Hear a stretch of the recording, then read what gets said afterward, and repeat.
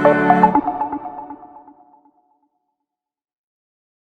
nacionalno shemo Izbrana kakovost so vključeni na eni strani pridelovalci, torej sadjarji in rejci, na drugi strani pa živilska industrija.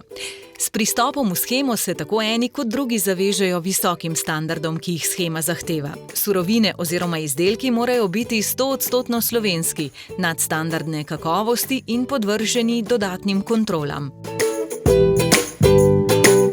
Potrošniki so večinoma seznanjeni z zahtevami, ki jih morajo pridelovalci in predelovalci izpolnjevati za pridobitev znaka Izbrana kakovost Slovenija in zaupajo sistemu kontrol.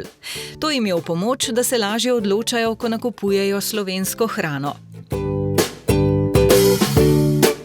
Znak Izbrana kakovost Slovenija mi pomeni, da izdelki prihajajo iz Slovenije, da so višje kvalitete in še dodatno kontrolirani.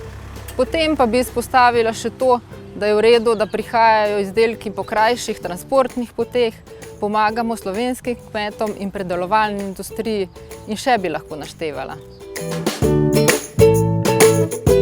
Vsi v shemi Izbrana kakovost so najprej zavezani notranji kontroli, zatem pa jih kontrolira tudi neodvisni certifikacijski organ, tako imenovana zunanja kontrola.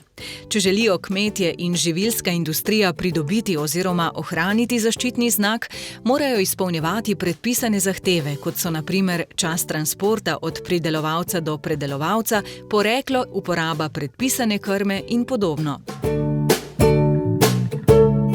Kontrole izvajamo najmanj enkrat na leto pri vseh izvajalcih oziroma nosilcih certifikatov za izbrano kakovost. Kontrola se sestoji z ogledom lokacij izvajanja aktivnosti vezanja na posamezno shemo in s pregledom dokazil oziroma dokumentacije, katero morajo voditi sami izvajalci, nosilci certifikata.